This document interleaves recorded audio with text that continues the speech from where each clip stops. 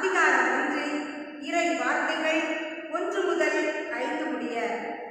தந்தையாம் கடவுளோடும் ஆண்டவராம் இயேசு கிறிஸ்துவோடும் இணைந்து வாழ்கின்ற தெசலோனிக்கே சபைக்கு பவுலும் சில்வானும் தீமோத்தேயுவும் எழுதுவது. உங்களுக்கு அருளும் அமைதியும் உரித்தாகுக. நாங்கள் இறைவனிடம் வேண்டும் பொழுது இடைவிடாது உங்களை நினைத்து உங்கள் அனைவருக்காகவும் என்றும் கடவுளுக்கு நன்றி கூறுகிறோம். செயலில் வெளிப்பட்ட உங்கள் நம்பிக்கையையும் அன்பினால் உந்தப்பட்ட உங்கள் உழைப்பையும் ஆண்டவர் இயேசு கிறிஸ்துவை எதிர்நோக்கி இருப்பதால் நீங்கள் பெற்றுள்ள உங்கள் மன உறுதியையும் நம் தந்தையாம் கடவுள் முன் நினைவு கூறுகிறோம்.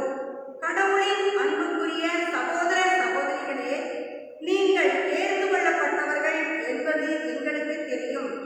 ஏனெனில் நாங்கள் நற்செய்தியை உங்களுக்கு வெறும் சொல் அளவிலன்றி தூய ஆவி தரும் வல்லமையோடும் மிகுந்த உள்ள உறுதியோடும் கொண்டு வந்தோம். உங்கள் பொருட்டு நாங்கள் உங்களிடையே எவ்வாறு நடந்து கொண்டோம் என்பதும் உங்களுக்கு தெரியும். இது ஆண்டவரின் அருள்வாக்கு.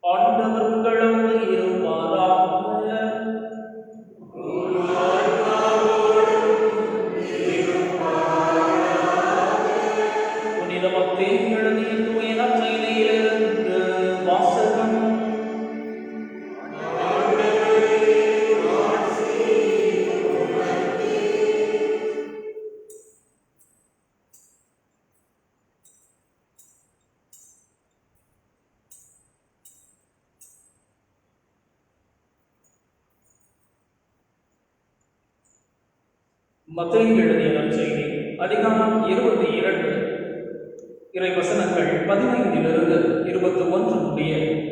அதிகாரம் 22 இறை வசனங்கள் 15 21 முடிய. அக்காலத்தில் பரிசேயர்கள் போய் எப்படி இயேசுவை பேச்சில் சிக்க வைக்கலாம் என சூழ்ச்சி செய்தார்கள்.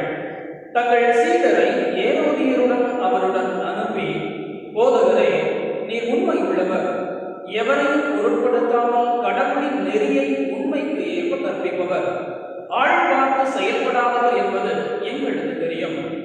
சீசருக்கு வரி செலுத்துவது முறையா இல்லையா, நீ என்ன நினைக்கிறீர் என எங்களுக்கு சொல்லும் என்று அவர்கள் கேட்டார்கள்.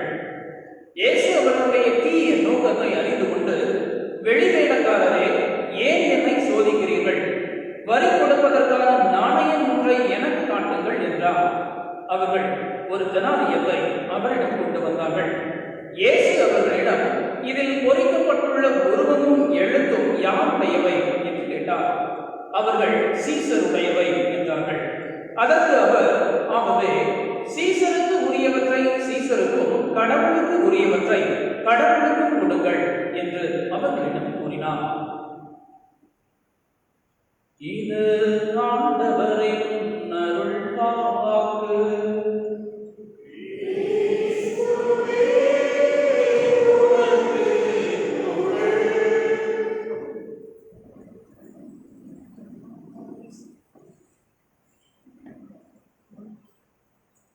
கிறிஸ்துவுக்குள் பிரியமான இனிய அன்பு சகோதர சகோதரிகளே,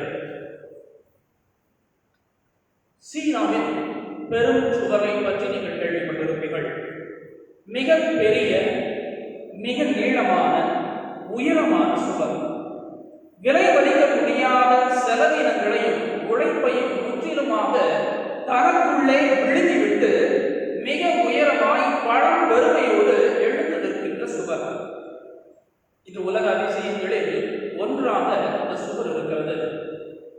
அந்த சுவர் எழுப்பப்பட்டு ஒரு சில ஆண்டுகளுக்கு உள்ளாகவே பல நேரங்களில் எதிரிகள் சீனாவிற்குள் அத்துமீறி நுழைந்திருக்கிறார்கள். அதாவது நாட்டினுடைய பாதுகாப்புக்கு மிகப்பெரிய சக்தியாக, அது ஒரு பாதுகாப்புக்குரிய நல்ல ஒரு கருவியாக இருக்கும் என்று நினைத்த அரசும் மக்களும் இதை பார்த்து ஏமாந்து போனார்கள். முதலில் நம்பினார்கள், இந்த சுவர் நமக்கு ஒரு பாதுகாப்பாக இருக்கும், எதிரிகள் உள்ளே நுழைய வராதபடி இந்த சுவர் நல்ல அரணாக இருக்கும் என்று நினைத்தார்கள். ஆனால் அது நடக்கவில்லை. கட்டி முடிக்கப்பட்ட சில ஆண்டுகளிலேயே 3 முறை எதிரிகளால் அந்த சுவர் ஊடுருவப்பட்டது. நன்றாக பாருங்கள், அந்த சுவர் ஊடுருவப்பட்டது, உடைக்கப்படவில்லை. அந்த சுவர் உடைக்கப்படவில்லை, மாறாக ஊடுருவப்பட்டது. எப்படி பாருங்கள், அங்கே இருந்த வாயில் காப்பாளர்கள் எதிரிகளிடமிருந்து கையூட்டையும் லஞ்சத்தையும் பெற்றுக்கொண்டு எதிரிகளை உள்ளே அனுப்பியிருந்தார்கள்.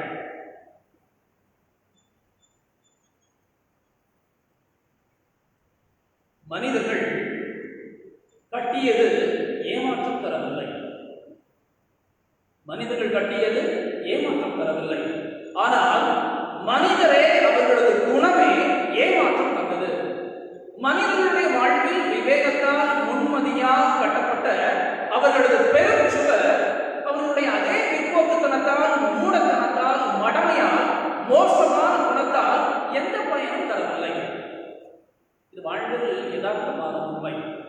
நம்முடைய வாழ்விலும் நிறையவற்றை கட்டி போடுகிறோம் என்று சொன்னால், வசதி வாய்ப்பை பெருக்கிக் கொள்கிறோம், நல்ல வேலை வாய்ப்பை பெற்றுக் கொள்கிறோம், எல்லாவற்றையும் நமக்காக சேகரித்துக் கொள்கிறோம். ஆனால் பல நேரங்களில் நாம் உண்மதியால் விவேகத்தால் கட்டி எழுப்பிய இத்தனை அம்சங்களுமே பல நேரங்களில் நமக்கு கை கொடுப்பதில்லை.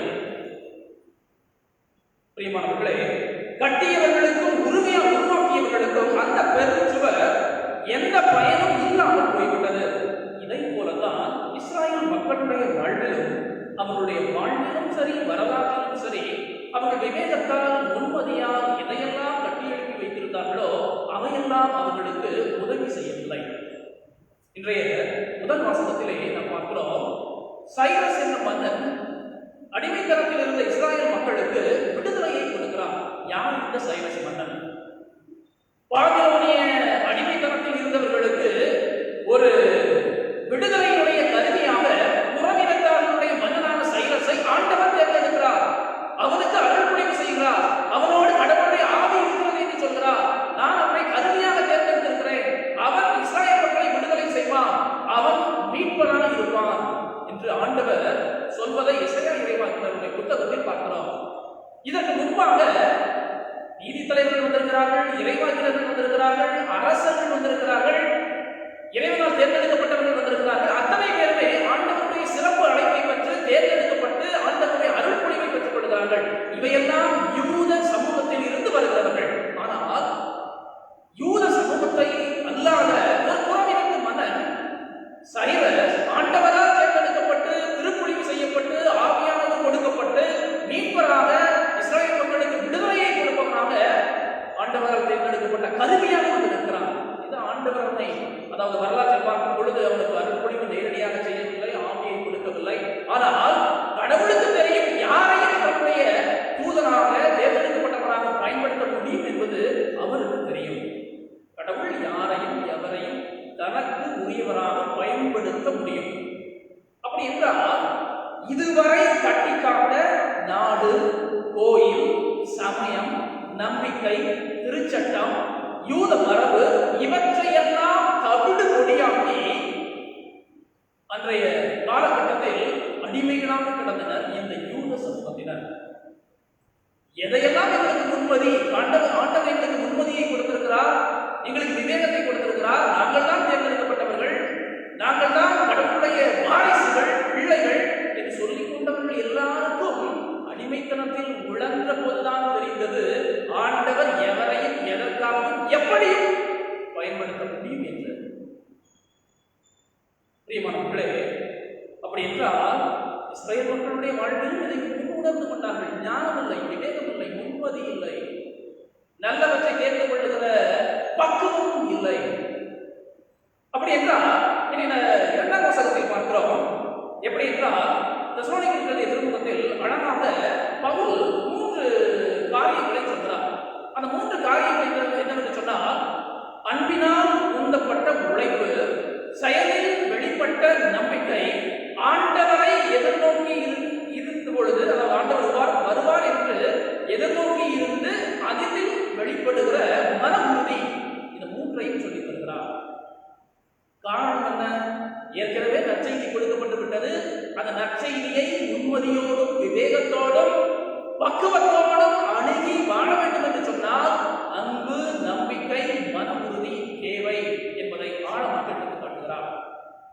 அப்படி என்றால் நற்செய்தி வசனத்தில் பார்க்கிறோம், அனைவருக்கும் தலையில் ஆணி அடித்தது போல ஒரு செய்தியை ஆண்டவர் நமக்கு சொல்லி தருகிறார். எப்படி? நீங்கள் பார்க்கிறீர்கள், இந்த நற்செய்தியுடைய தொடக்கத்திலேயே பரிசேயர்களும் ஏரோதியர்களும் இயேசுவை எப்படி பேச்சில் சிக்க வைக்கலாம், அவரை சோதனைக்கு உட்படுத்தலாம் என்று நினைத்துக் கொண்டு வருகிறார்கள். இரு கூட்டம், ஏரோதியர், பரிசேயர். இந்த ஏரோதியரும் பரிசேயரும் இருவரும் அதாவது சேர்ந்து ஒன்றாக வரமாட்டார்கள். இவர்களுடைய கருத்துகளும் கொள்கைகளும் முன்னுக்கு பின் முரணானவை. அதாவது ஏரோதியர்களுடைய கொள்கை பரிசேயர்களுக்கு பிடிக்காது, பரிசேயருடைய கொள்கை ஏரோதியர்களுக்கு பிடிக்காது. எப்படி என்றால், ஏரோதியர்கள் தங்களை அடிமைகளாக வைத்திருந்த ரோமையர்களுக்கு கப்பம் கட்டலாம் என்று நினைப்பவர்கள், அதே சமயத்தில் அவர்களுக்கு அடிமையாக இருக்க வேண்டும் என்று நினைப்பவர்கள், அவர்கள் கொண்டு வருகின்ற எல்லா சட்டங்களையும் ஏற்றுக்கொள்பவர்கள். எதற்காக என்று சொன்னால், சின்ன சின்ன பதவிகளுக்காகவும் சில்லறை காசுகளுக்காகவும் ஏங்கி இருந்தவர்கள் இந்த ஏரோதியர்கள். ஆனால் பரிசேயர்கள் இதற்கு முற்றிலுமாக மாறுபட்டவர்கள். இவர்கள் அடிமைத்தனத்தில் இருக்கவே கூடாது என்று நினைப்பவர்கள். ரோமையர்களுக்கு கப்பம் கட்டக்கூடாது, அவர்களுக்கு அவருடைய சட்டங்களை மதித்து நடக்கக்கூடாது, ஆண்டவருடைய சட்டம் ஒன்றே நமக்கு மேலானது என்பதை கருத்தில் கொண்டிருப்பவர்கள், வாழ்க்கையில் கொண்டிருப்பவர்கள். அப்படி என்றால் இந்த 2 மாறுபட்ட கொள்கைகளையும் விரோதிகளாகவும் இருக்கிற இந்த இரு கூட்டத்தினர் ஆண்டவரை எதிர்ப்பதற்கு சேர்ந்து வருகிறார்கள். ஒரு புள்ளியில் இணைகிறார்கள், இயேசுவை விரோதிக்கிறார்கள். வந்து கேட்கிற கேள்வியை பாருங்கள். அந்த கேள்வி என்னவென்றால், சீசருக்கு வரி செலுத்துவது முறையா? அரசாங்கத்துக்கு வரி கட்டுவது முறையா? அரசாங்கத்துக்கு வரி கட்டுவது முறையா? இல்ல, கட்டணும். மத்தேயு நற்செய்தி 17ஆம் அதிகாரம் 21ஆம் வசனத்திற்கு பிறகு இயேசு வரி கட்டுதல் அப்படிங்கிற தலைப்புல ஒரு பகுதி இருக்கும். அப்பொழுது இயேசு ஆலயத்திற்குள் உள்ளே நுழைய வருவார். அப்போது வரி கட்டுபவர்கள் அவரிடம் வந்து, அதாவது பேதுருவிடம் வந்து, உங்கள் குரு, அதாவது உங்கள் தலைவர் இயேசு வரி கட்டுவதில்லையா என்று கேட்பார். உடனே பேதுரு ஆண்டவரிடம் வருவார். பேதுருவிடம் ஆண்டவர் இந்த கேள்வியை கேட்பார், இந்த உலகில் இருக்கிற அரசுகள் மக்களிடமிருந்து வரியை பெற்றுக் கொள்ளுகிறார்கள், அது மக்களிடமிருந்து பெற்றுக் கொள்ள வேண்டுமா, அது வேறு யாரும் மற்றவர்களிடமிருந்து பெற்றுக் கொள்ள வேண்டுமா என்ற கேள்வியை கேட்பார். உடனே பேதுரு என்ன பதிலளிப்பார்?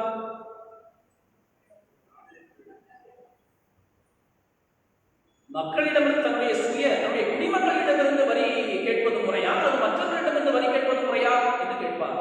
அதற்கு பேதுரு என்ன சொல்லியிருப்பார்?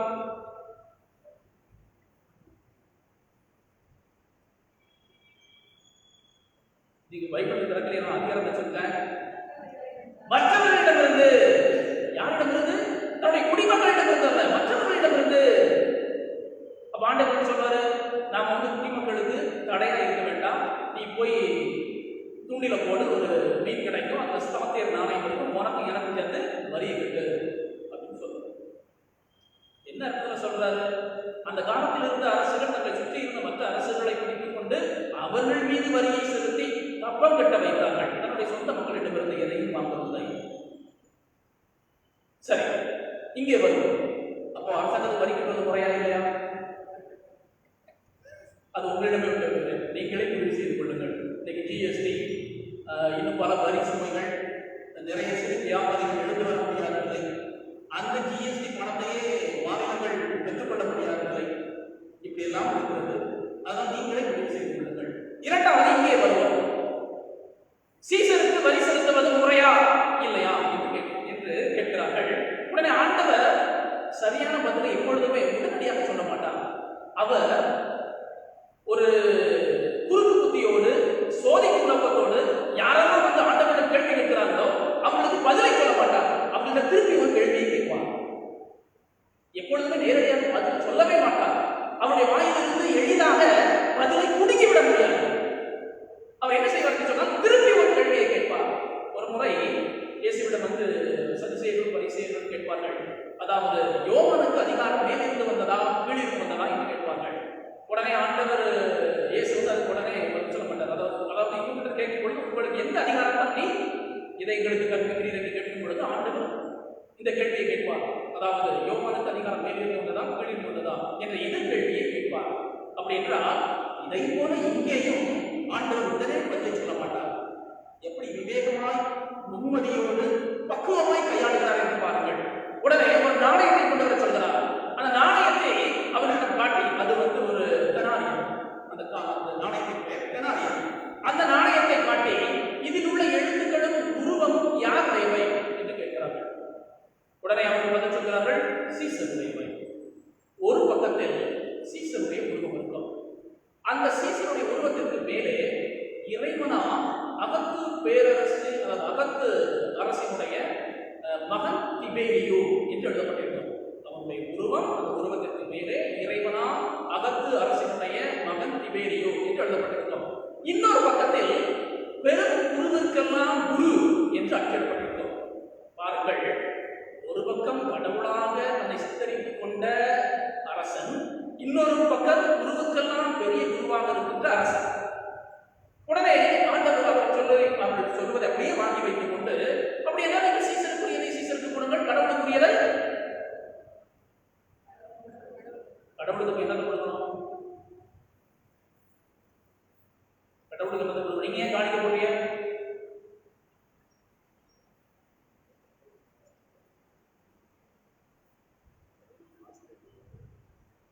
சீசருக்குரியதை சீசருக்கு, கடவுளுக்குரியதை கடவுளுக்கு கொடுங்கள் என்று சொன்னால் கடவுளுக்கு எதை கொடுப்பது?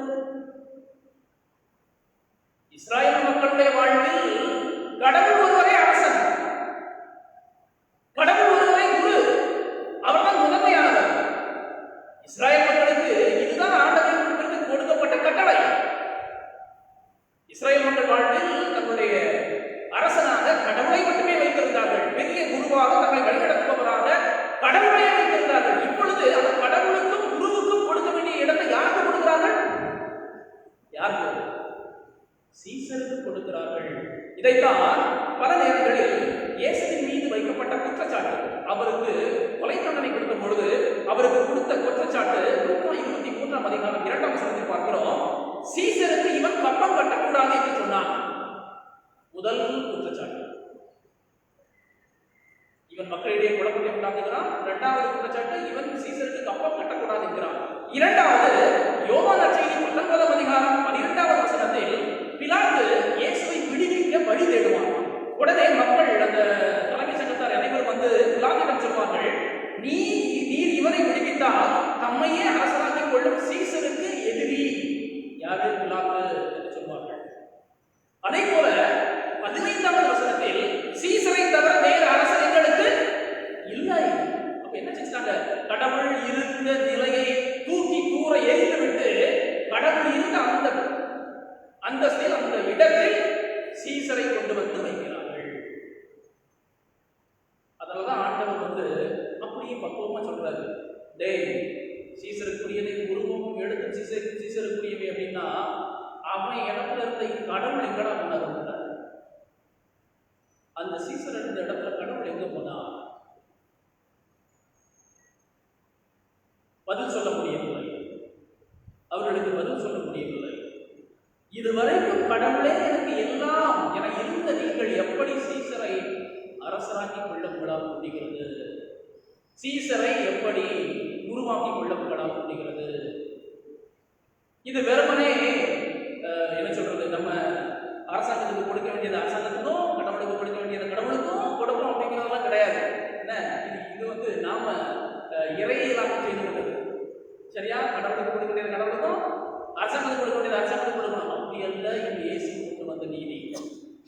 நீ அடிமைப்பட்டு கிடக்கிறாய். உன்னை சீசர், அதாவது அந்த அரசாங்கம், ரோமை அரசாங்கம் பயன்படுத்திக் கொள்ளுகிறது, உன்னிடமிருந்தே சுரண்டுகிறது, உண்மையே ஏமாற்றுகிறது. உனக்கு அறிவு இருக்கா? உனக்கு முன்மதி இருக்கா? நீ யோசிக்கிறதுக்கு ஞானம் இருக்கா? அப்படின்னு ஆண்டவர் கேட்கிறார். இப்போ புரியுதா உங்களுக்கு? அதனால கடவுளுக்கு இதை கடவுளுக்கும் சீசருக்கு கொடுக்குன்னு சொன்ன ஆண்டவர் இதோட முடிச்சுக்கிட்டாருன்னு நினைக்காதீங்க. இல்லை, சீசரை தூக்கி கூற போடு. சீசருக்கு இடத்துல யார் பண்ணுவா? யார? கடவுளை. இது புரட்சி. இயேசு ஒன்றும் சும்மா வார்த்தை தியானம் பேசவில்லை. இது புரட்சி. நீ அரசாங்கத்துக்கு எதிராக கிளம்பி எழு என்று மறைமுகமாக சொல்கிறார். எப்படி ஒன்றால் முடிகிறது? அடிமையாக இருக்க முடிகிறது? இந்த கேள்வியை முன்வைக்கிறார். அதனாலதான் இந்த பயன்கள் எல்லாம் இயேசு பிடிச்சு கொண்டு போகும்போது இதை தங்குறாங்க. இவன் தன்னையே அரசாக்கி கொள்கிறான். அதனால இவன் சீசருக்கு எதிரி, இவன் சீசருக்கு ரொம்ப கட்டக்கூடாதுன்னு சொல்றான். எப்படி கொண்டு வருகிறார்கள் என்று பாருங்கள்.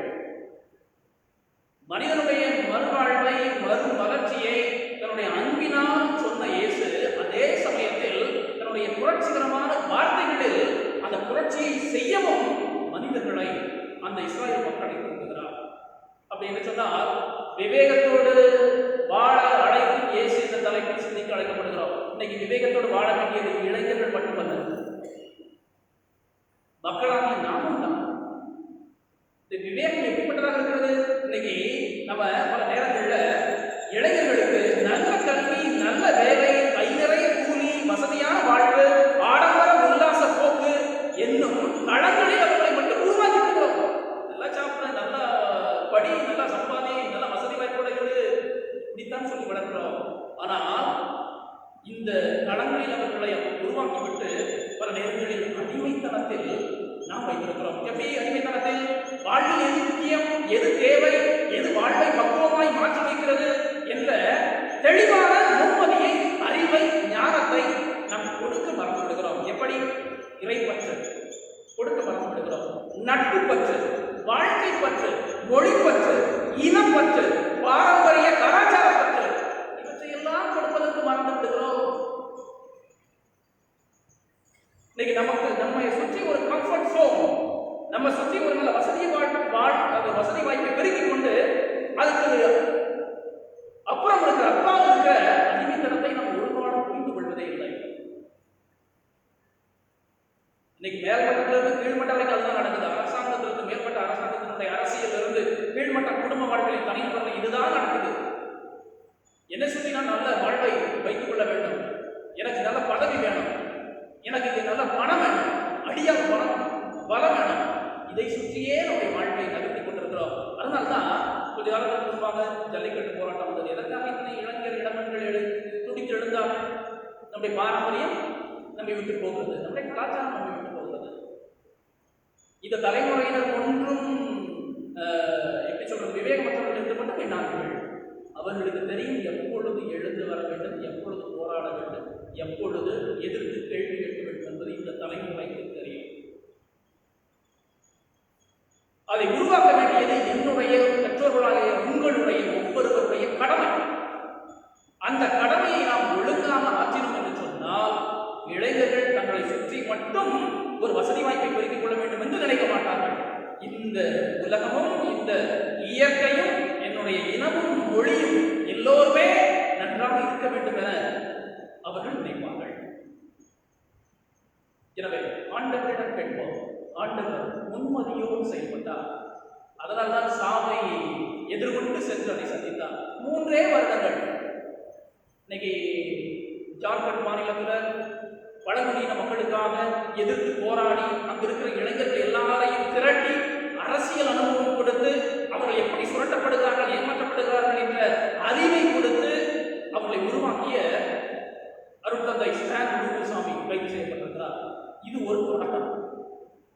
நாளைக்கு நானும் கைது செய்யப்படுவேன், நீங்களும் என்ன ரெடியா? நீங்களும் கைது செய்யப்படுவீர்கள். எப்பொழுது? எதிர்த்து கேள்வி கேட்கும் போது, உண்மதியோடு விவேகத்தோடு நம்முடைய அடிமைத்தனத்தை கழட்டி எறிய முற்படும் போது நாமும் இயேசுவை போல எதிர்கொண்டு செல்வோம். அதுதான் விவேகமான உண்மதியான வாழ்வு. அதே சமயத்தில் நம்முடைய வருங்கால தலைமுறையினருக்கு நல்ல வாழ்வை கொடுக்கின்ற, நல்ல எதிர்காலத்தை அமைத்துக் கொடுக்கின்ற வாழ்வு. எனவே இளைஞர்களுக்கு தோள் கொடுப்போம், இளைஞர்களோடு வழிநடப்போம். இயேசுவும் நம்மை, நம் குடும்பத்தை, நம் சமூகத்தை, நம் நாட்டை, நம்முடைய கலாச்சாரத்தை, நம்முடைய நம்பிக்கை வாழ்வை ஆசீர்வதிப்பார்கள்.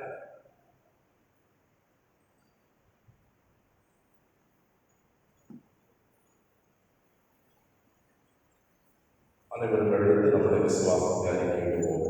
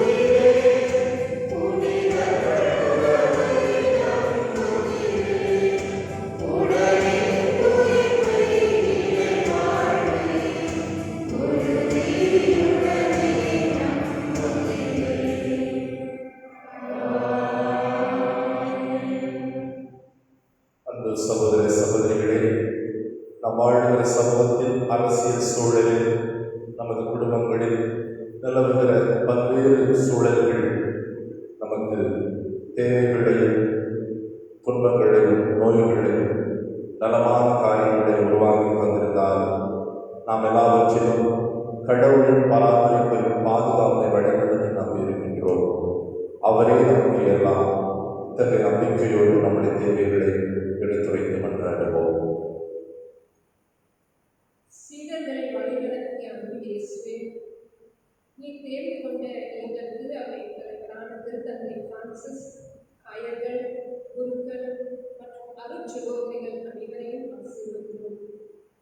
பல்வேறு நிலையில் மாறி வரும் சமூக சூழ்நிலைக்கேற்ப தங்கள் மக்களை வழிநடத்தவும், நீதிக்கு ஆதரவாக குரல் கொடுக்கவும் வேண்டிய உள்ள நலனை அளித்திட இறைவா கொண்டாடுகிறோம். உண்மையை எடுத்துரைக்கும் அன்பும் தேவனே, என் இளையோர் அனைவரையும் உன் பாதம் தருகின்றோம். பிறரை மதித்தல், பெரியோர் அறிவுரைகளை ஏற்றுக்கொள்ளுதல், உண்மைக்காக உழைத்தல், நல்ல நட்பு வட்டாரம் அமைத்துக் கொள்ளுதல் போன்ற உயர்ந்த பண்புகளே தங்கள் வாழ்க்கையை பெற்றுக்கொள்ள இறைவா வாழ வைக்கும் அன்பு இறைவா, சரியான வேலை வாய்ப்பின்றி வாழ வழி தெரியாமல் தடுக்கும் எம் இளையோரை கண்ணோக்கி வாழும். நல்ல வேலை வாய்ப்பை கொடுத்து அவர்கள் வாழ்வினை வளமாக்கிட செய்ய இறைவா மன்றாடுவோம். அன்பின் ஒன்றே இறைவா, இன்றைய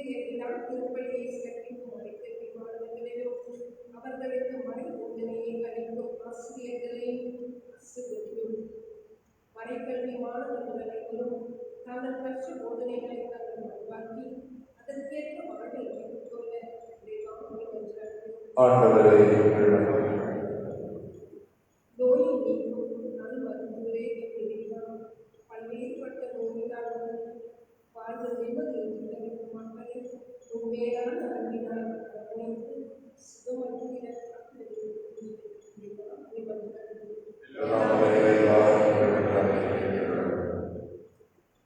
நம்முடைய தனிப்பட்ட தேவைகளுக்காக அமைதியாக ஜெபிக்கிறது.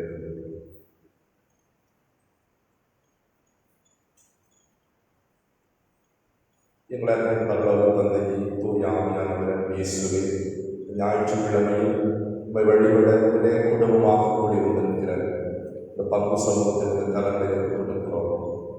உடைய இறைவார்த்தையை கேட்டு தியானித்து உமது ஆற்றலை தர வந்திருக்கிற எங்களை உமது ஆசிரியத்தார் எங்கள் நிறைந்த பொன்மதியத்தார் நாங்கள் வாழ்ந்த சூழல்களில் நோய்கள், பல்வேறு நெருக்கடிகள், அரசியல் சூழல் நகரும் நெருக்கடிகள், வெவ்வேறு சூழல்களிலே முன்மதியோடு செயல்பட, ஆற்றலோடு செயல்பட இந்த தூயானவர்களை நிரப்பிக் கொள்கிறார். நாங்கள் இருக்கிற சுபங்களை திருமகன் இயேசு கிறிஸ்து வழியாக நிறுத்துமாறு நம்பிக்கையோடு நோக்கி கொண்டாடுகிறோம்.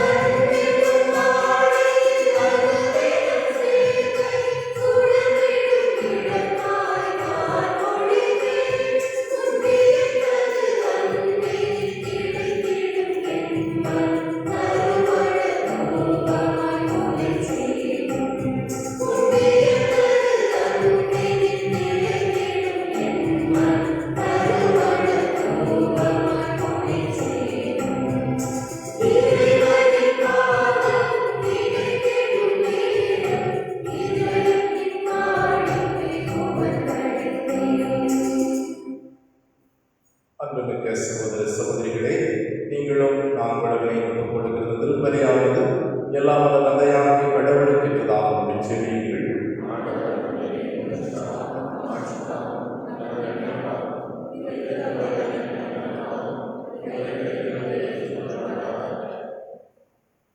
ஆண்டவரே, எங்களுக்கு அளித்த கொடைகளை நாங்கள் உமக்கு மனமுகந்தளிக்க அருள்புரியுமாறு உம்மை வேண்டுகின்றோம். இவ்வாறு அருள்களை தூய்மையாக்கி நாங்கள் நிறைவேற்றும் மத நிகழ்வுகள் வழியாக முது புனிதப்படுத்தும் அருளை பெற்றுக் கொள்வோமாக. எங்கள் ஆண்டவராகிய கிறிஸ்து வழியாக உம்மை மன்றாடுகிறோம்.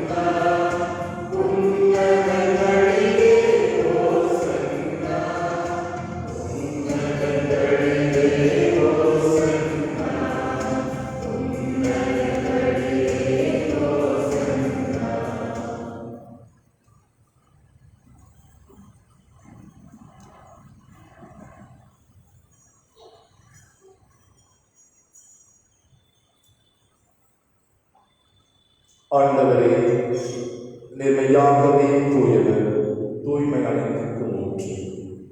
ஆகவே முதல் ஆவியை பொழுது காணிக்கைகளை தூய்மைப்படுத்துகிறோம். இவ்வாறு எங்கள் ஆண்டவர் இயேசு கிறிஸ்துவின் உடலும் இரத்தமுமாக எங்களுக்கு இவை மறுமருவாக.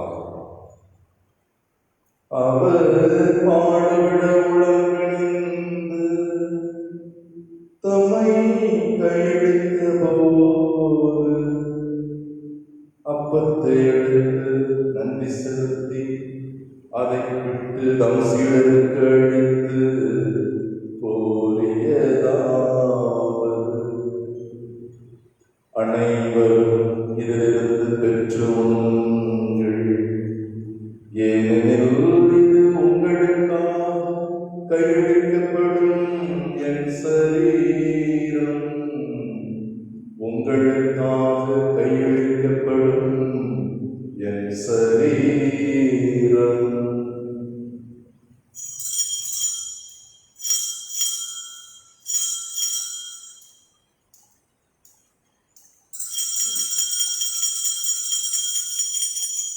அவனமேரவிருந்து இறங்கிய பின் கிண்ணத்தையும் எடுத்து மீண்டும் உனக்கு நன்றி கூறி தம் சீடர்களுக்கு அளித்து அவர் கூறியதாவது: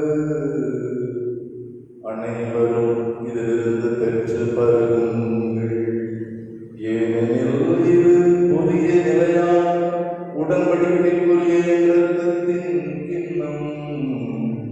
இது பாவ மன்னிப்புக்கென உங்களுக்காகவும் பலருக்காகவும் சிந்தப்படும். இதை என் நினைவாக செய்யுங்கள். இதை என் நினைவாக செய்யுங்கள்.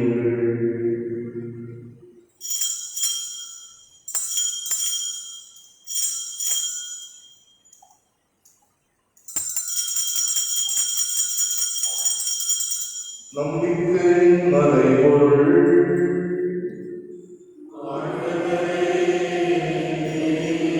வருவழகும் உமது இரவினை அறிக்கையிடுகின்றோம். உமது உயிர்ப்பினையும் எடுத்துரைக்கின்றோம்.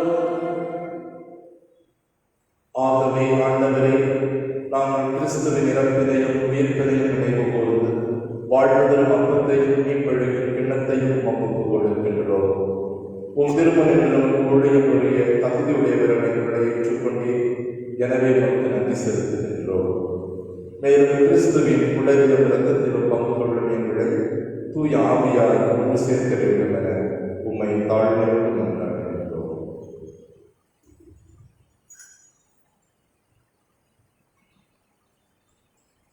ஆண்டவரே, உலகெங்கும் பரவியிருக்கிற திரு அவை நினைவு கூர்ந்தவர்கள் எங்கள் திருத்தந்தை பிரான்சிஸ், எங்கள் ஆயிரத்தி சபையாளர்கள், எல்லா திருநிலையினர் ஆகிய அனைவரோடும் முது திரு அவை அன்பில் நினைவு பெறச் செய்கிறது.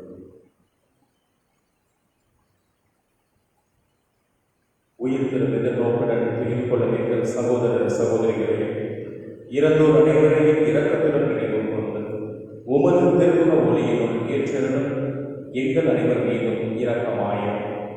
கடவுளின் கன்னித்தாயான புனித மரியாம், அவருடைய கணவரான புனித யோசேப்பும், புனித திருத்தூதர்கள், இவ்வுலகில் உமக்கு உகந்தவராய் இருந்தோர் ஆகிய புனிதர் அனைவருடன் நாங்கள் நிலைப்பாட்டில் பங்கு கொள்ளும் தகுதி பெற்று உம் திருமகன் இயேசு கிறிஸ்து வழியாக உம்மை புகழ்ந்தேற்று வரவருட உம்மை மன்றாடுகின்றோம்.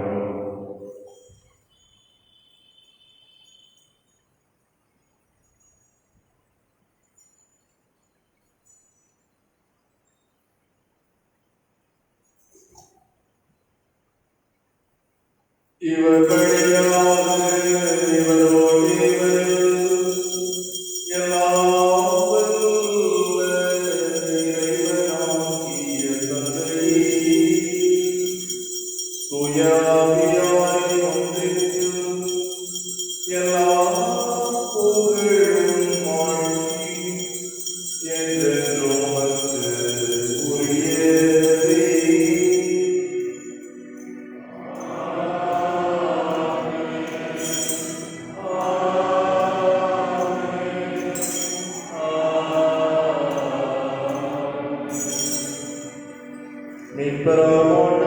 கற்றுக் கொடுத்த வார்த்தைகள் நம்பிக்கையோடு இணைந்து மன்றாடுவோம்.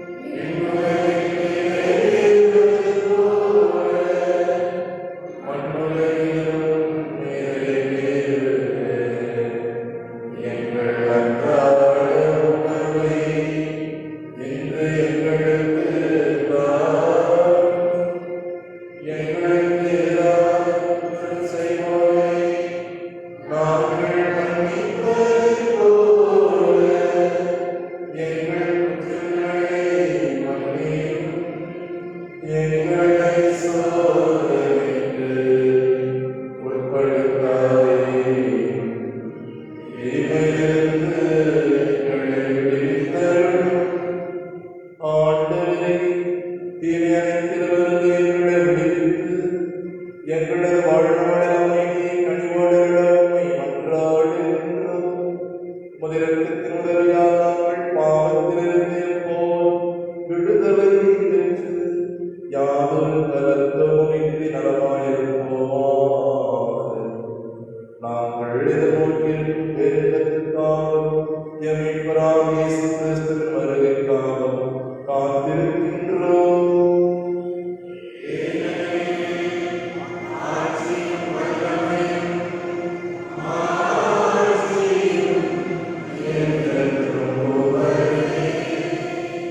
அமைதிக்காக மன்றாடுவோம். ஆண்டவரே இயேசு கிறிஸ்துவே, அமைதியை உங்களுக்கு விட்டுச் செல்கிறேன், அமைதியை உங்களுக்கு அளிக்கிறேன் என திருத்தூதர்களுக்கு வாக்குறுதி கொடுத்தீரேன். இதற்கு குழுவில் இருக்கிற இறை சமூகத்திற்காக குடும்பங்களுக்காக செல்கின்றோம். ஆண்டவரே, எங்களது நாட்டிலும் சமூகத்திலும் அமைதிக்கு இடையூறாக செய்கிற பல்வேறு தவறுகள், சீரழிவுகள், பாவங்கள், குற்றங்கள் அனைத்தையும் மன்னித்து நாங்கள் நம்பிக்கையோடு இடத்திலே செய்கிற இறைவேண்டுதலை மட்டுமே கனிவோடு கண்ணோக்கி முது திருவிழத்துக்கு ஏற்ப எங்களது குடும்பங்களிலும் நாட்டிலும் சமூகத்திலும் அமைதி ஒற்றுமை அளித்த திருவிழம் கொள்கிறார் என்று வாழ்ந்து ஆட்சி செய்கிறவர் நீரே. ஆண்டவருடைய அமைதி உங்கள் அனைவரோடும் இருப்பதாக.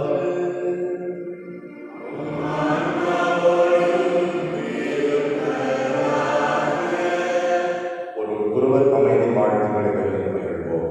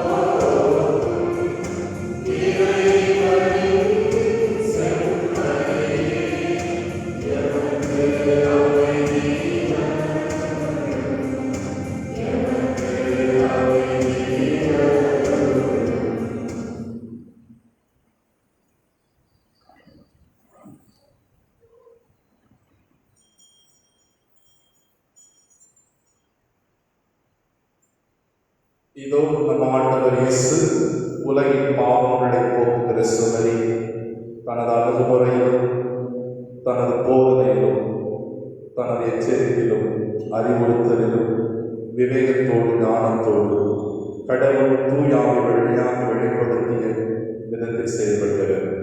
அதே கொடையை ஆற்றலையும் நமக்கு திருப்பதி வழியாக தருகிறார். திருவருத்தலை உணவாக உட்கொள்ள வந்திருக்கிற நாம் அனைவரும் பேரை பெற்றோர். தகுதியற்றது மனநிலை வாங்கி சொல்லுவோம் எனதான கிறிஸ்துவின் திருவுடலை நாம் நிலை வாழ வேண்டும்.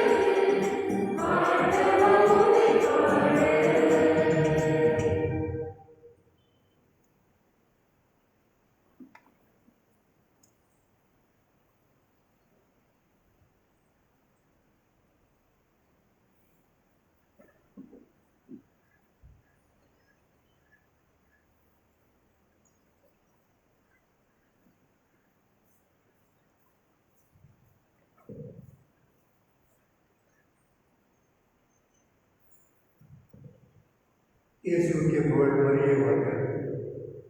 இயேசுவின் அன்பார்ந்த சகோதர சகோதரிகளே, ஆண்டின் பொதுக்காலம் 29ஆம் ஞாயிறு நற்செய்தியாளரான புனித லூக்கா விழாவும் நமது பாதுகாவலரும் திருத்தூதருமான புனித யூதா ததை திருவிழாவின் 3ஆம் நவநாள் திருப்பலில் பங்கேற்ற மற்றும் மறைநிகழ்ச்சியை சிறப்பித்த அனைவருக்கும் இதயம் நிறைந்த நல்வாழ்த்துக்கள்.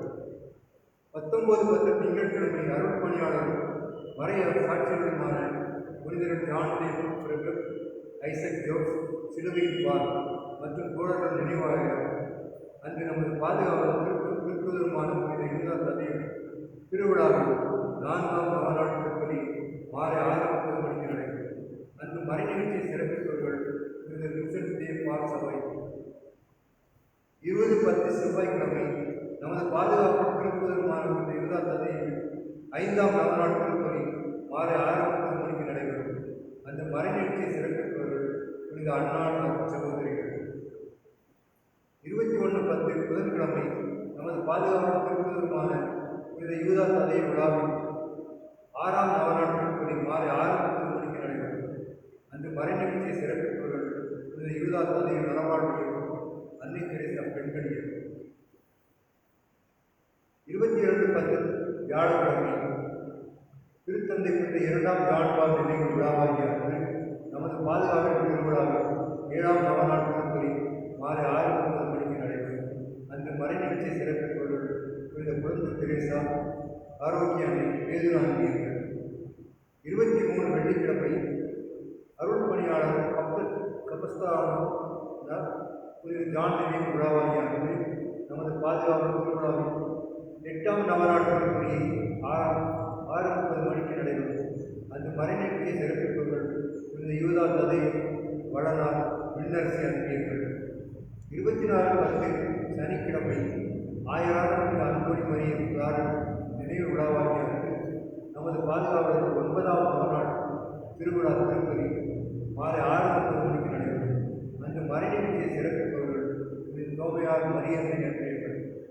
25/10 ஆண்டின் பொதுக்காலம் 30ஆம் ஞாயிறாகிய நமது பாதுகாவலர் தூதரமான யூதா தந்தை திருவிழா திருப்பதி காலை 7 மணிக்கு நமது மறைமாவட்ட ஆய்வு பேரவை எஸ். அந்தோணிசாமி ஆண்டவர் அவர்கள் தலைமையில் நடைபெறும்.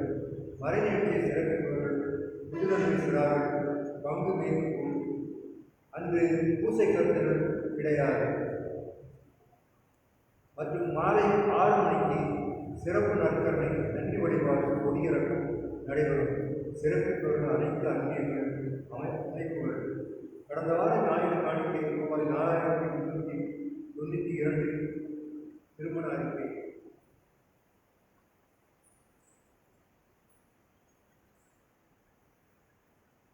பாளையங்கோட்டை மறைமாவட்டம் மகாராஜ் நகர் பங்கு ராமநகர் விரிவாக்கம் ஈடுபாடும் தந்தை திரு வின்சென்ட் தாய் திருமதி அந்தோனியம்மாள் ஆகியோரின் மகன் செல்வன் யூனிசிட்டி பெருவிக்ஸ்கோ. தூத்துக்குடி மறைமாவட்டம் அருள் அன்னை வேளாங்கண்ணி பங்கு ஸ்டேட் பேங்க் ஊரில் வாழும் தந்தை திரு ரூபன் விக்டோரியா தாய் திருமதி ஸ்டெல்லா ஆகியோரின் மகள் செல்வி ரம்யாவுக்கும் திருமணம் செய்யப்பட்டுள்ளது. இது 3வது அறிக்கை.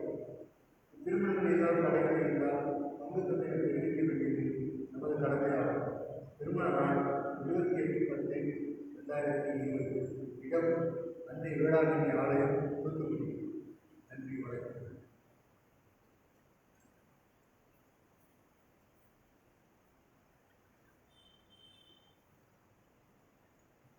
அன்புக்குரியவர்களே, இந்த 3ஆம் நாள் நவநாளை சிறப்பித்த நமது மறைக்கல்வி மாணவ மாணவிகள் ஆசிரியர் மக்களுக்கு நெஞ்சார்ந்த நன்றியை தெரிவித்துக் கொள்கின்றேன். இந்த நாளில் திருப்பலியில் தலைமையேற்று நமக்கு ஆண்டவர்களை பெற்றுத் தந்தவர் அருட்தந்தை விஸ்வாச ஆரோக்கியராஜ் அவர்கள். நம்முடைய ஜூபிலி வேதி பணிநிலையத்தின் இயக்குநராகவும் அனைத்து பணிக்குழுக்களின் ஒருங்கிணைப்பாளராகவும் இருந்து வருகின்றார்கள். தந்தை அவர்கள் பெரிய பெரிய பங்குகளில் இருந்திருக்கிறார்கள். கருத்தப்பிள்ளையூர், கழுகுமலை, சாந்திநகர் பங்குகளில் பெரிய பங்குகளில் இருந்து பணியாற்றி மேற்படிப்புக்காக பெங்களூர் சென்றார்கள். அங்கே கவுன்சிலிங் சைக்கோ தெரப்பி இதில் அவர்கள் மேற்படிப்பு வைத்திருக்கின்றார்கள். இந்த நாளில் நமது அழைப்பை ஏற்றிருந்து நமக்காக ஜெபிப்பதற்காக அருட்தந்தை அவர்களுக்கு நாம் நெஞ்சார்ந்த நன்றி கூறுகின்றோம். நம்முடைய உதய பங்குகளை தன்னுடைய பயிற்சியடைப்படி அவரிடம் கழுகுமலையில் செய்தார்கள். இந்த நாளில் பகுதியிலிருந்து நமக்காக ஜெபித்த அருட்தந்தை விசுவாச ஆரோக்கியராஜ் அவர்களுக்கு நாம் நெஞ்சார்ந்த நன்றி தெரிவித்து அவருக்கு இந்த நூலாடையை கொடுக்கின்றோம்.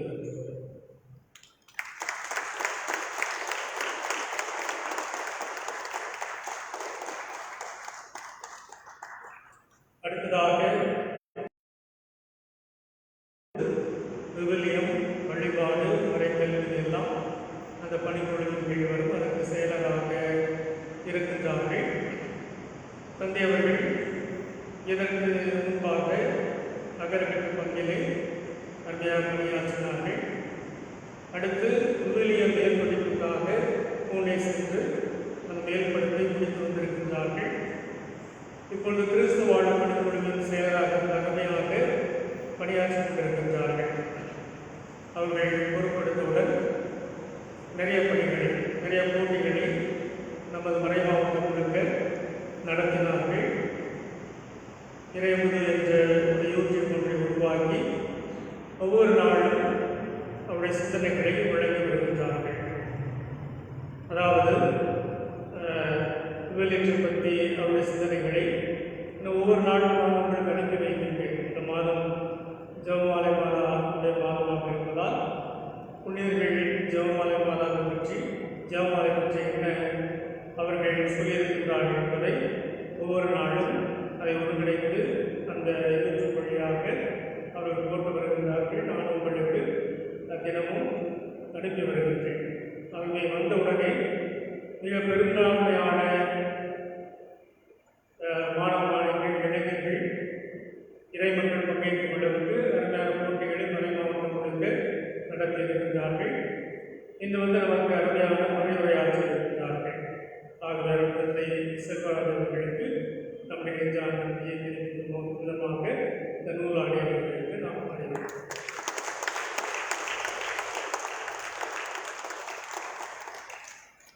அன்புக்குரியவர்களே, திருவிழா நாட்களில் மற்ற நம்ம நாட்களிலும் முழுமையாக நீங்கள் பங்கேற்று வருமாறு அன்போடு அழைக்கின்றேன். இந்த நவநாட்களில் நிறைய பேர் வருவதில்லை. இது வந்திருப்பது போன்று முழுமையாக வாருங்கள். தந்தையர்கள் வெளியிலிருந்து வந்து நமக்கு அருமையான கருத்துக்களில் மறைவுரை ஆட்சி கொண்டிருக்கின்றார்கள். அடுத்து இந்த தவக்கால உண்டியல் நீங்கள் வைத்திருந்தால் அதையும் ஆலயத்தில் கொடுக்குமாறு விளையாட்டோடு கேட்டுக்கொள்கின்றேன். அடுத்ததாக 10, 12ஆம் வகுப்பு முடித்த மாணவ மாணவிகள் நம்முடைய மதிப்பெண் சான்றிதழ்களை உதயமிடம் கொடுக்கவும், அதில் முதல் மதிப்பெண்கள் பெற்றிருப்பவர்களுக்கு பரிசுகள் கொடுக்கப்படும். அதுபோன்று இந்த ஆண்டு தங்களுடைய 25 மற்றும் 50ஆவது ஆண்டு திருமண விழா கொண்டாடும் தம்பதிகளும் தங்கள் பெயர்களை பதிவு செய்து கொள்ளுங்கள். ஏற்கனவே சொன்னது போன்று எல்லோரும் முகக்கவசம் அணிந்து வாருங்கள். ஆலயத்திலும் முகக்கவசம் அணிந்திருங்கள்.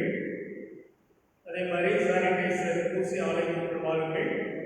இது உங்களுக்கும் மற்றவர்களுக்கும் உதவியாக இருக்கும். ஆக முகக்கவசம் இல்லாமல் ஆலயத்தில் இருக்க வேண்டாம். எல்லோரும் முகக்கவசம் அணிந்து வாருங்கள். பிறகு சொன்னது போன்று வாகனங்களை நிறுத்துவோர் கோவிலுக்கு பின்னால் நிறுத்துங்கள். போக்குவரத்து இடையூறாக வாகனங்களை நிறுத்தாதீர்கள். அடுத்து ஆலயத்துக்கு இடம் வாங்க நிறைய பேர் மிகவும் தாராளமாக நன்கொடை செயல்படுகின்றீர்கள். இன்னும் கொடுக்க விரும்புகின்றவர்கள் உங்களிடம் கொடுக்குமாறு உங்களை அன்போடு கேட்டுக்கொள்கின்றேன்.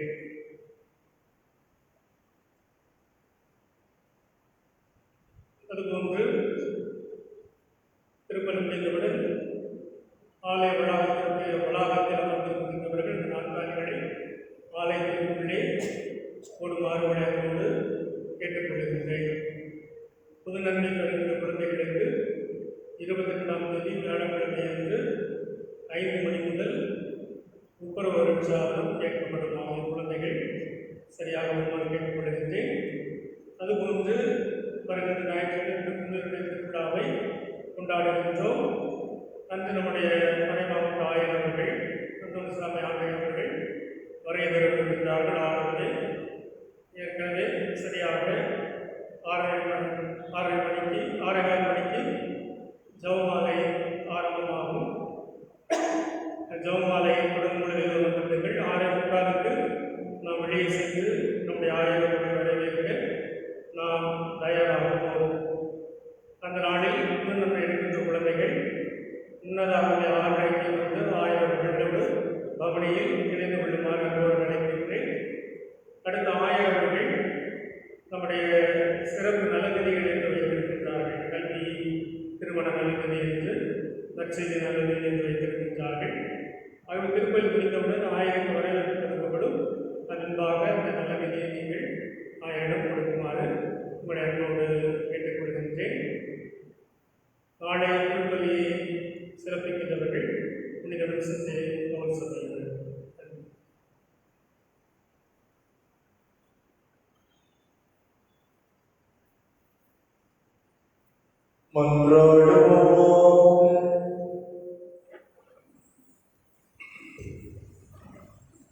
ஆண்டவரே, நல்லவரே, நாங்கள் அடிக்கடி பங்கு பெறச் செய்து உமது ஆசிரியர்களை நாங்கள் புரியவுமே வேண்டுகின்றோம். இவ்வாறு இவ்வுலக நலன்களை உதவினால் மறு உலக நலன்களை நாங்கள் பெற்றுக்கொள்வோமாக. எங்கள் ஆண்டவராகிய கிறிஸ்து வழியாக உம்மை மன்றாடுகிறோம்.